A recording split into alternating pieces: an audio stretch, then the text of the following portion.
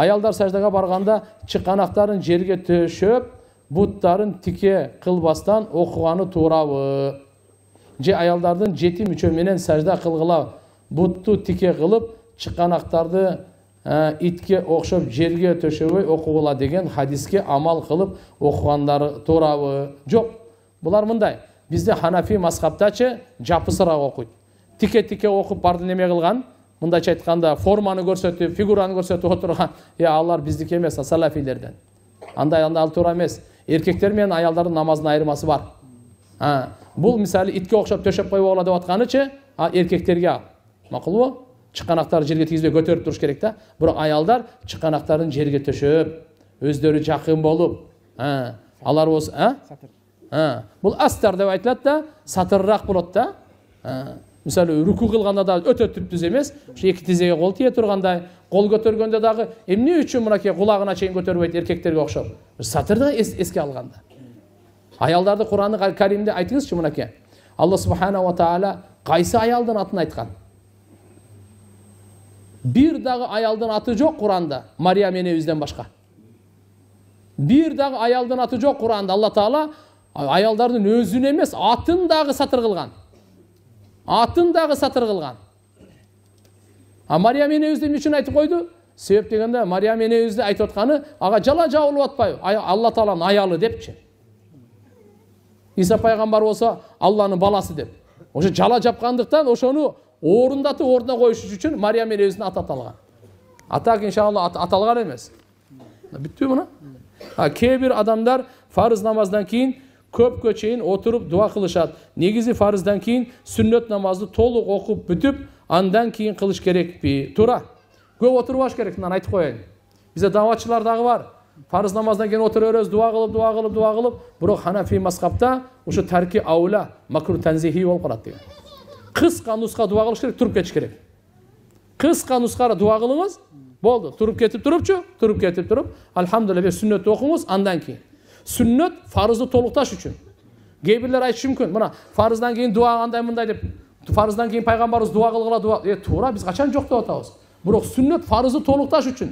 Демек толук намаздан кийин деген сөз да. Макул, ошон үчүн пешимден кийин, шамдан кийин, куптандан кийин көпкө чейин дуа кылып отурбаңыздар. Биздин Ханафи мазхабта ошо хилафул аула деген. Хилафул аула бул макру танзихиге айтылат. Кичине кыска нуска дуа кылган айтылган: Аллахумма а'инна ала зикрик ва шукрик ва хусни ибадатик. Аллахумма инна нас'алукал худа ват туqa вал афаф вал гина. Мейли Раббана атина фид дунья хасана ва фил ахира хасана ва қина азабан нар. Дуа кылып туруп кетиңиз. Калган баардыгын толук кылып неме. Хорошо? Так. Брекеттен тишке түздөлү үчүн коюлган темирден даарат гусул өтөт.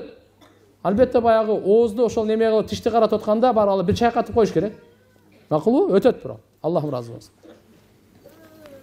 Тишти мындай түздөтүп оңдосо болот. Бирок кашты терсе болбойт. Учурунда сразу айтып коеюн. Кашты терсе болбойт. Мейлиби? Мен больницада иштейм. Эркектерге да жан баштан укол сайып алган айлыгын адалбы? Ушул кесипти уланта берсем болобу? Жок, болбойт. Мындай да, эгерде жолдошуңуз менен чогуу иштесеңиз мейли. Бирок өзүңүз жалгыз болсоңуз болбойт.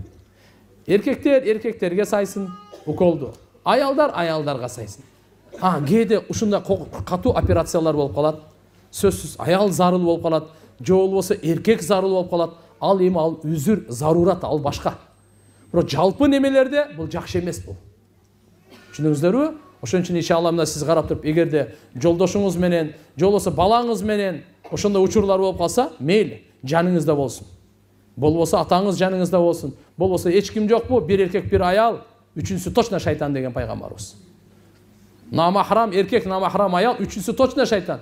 Тим более жан башка укол болсо, болбойт ал. Жөнөкөй отурганда шайтан деп атат аны. Намаз окуп жатканда сүт агып кетсе, намаз бузулбайбы көкүрөктөн? Жок, бузулбайт. Так, тажияга барып, маркумду узаткандан кийин аялдар калат. Качан эркектер жайга коюп келгенден кийин Кур'ан окулабы? Же ага чейин аялдар Кур'ан окуп кетсе болобу? Аялдар менен эркектер аралашпоо максатында. Маркум боюнча кыска нуска түшүнүп алыңыз. Кур'ан тирүүгө дагы, тирүү кезинде дагы, өлгөндө дагы сообу тие берет. Жерге коюлганга чейин дагы сообу тие берет. Бизде ушундай адат болуп калган. Жерге коюлганга чейин Куран окулбай турат, койгондон кийин Куран окулат. Бул адат. Бул ибадат эмес. Жөн эле бул урп адат бул. Атак, азыр коюлу элек, мисалы, бирөө өтүп кетти. Оштон бирөө өттү. Ушул жерден Куран окуй берсек болот азыр. Коюлу элек. Гусул деле кылып элек. Бир гана шариятыбыз эскертүү берет. Эгерде гусул ал элек болсо, ошол бөлмөдө туруп Куран окуган болбойт. Эгерде гусул ал элек болсо, эгерде гусул алса, ошонун жанында окусаңыз деле боло берет. Бирок гусул ал элек башка бөлмөдө Куран окусаңар боло берет, койгонго чейин деле. Жалпы биринчи шариаттын өкүмүн түшүнүп алайлы биздин мазхабты. Түшүнүктүүбү? Ошон үчүн мына жердеги азыр сурооңузга энелер деле ошонун үйүндө, мисалы эркектер койгонго кетти го, Куран окуп коюп кете берсеңер боло берет.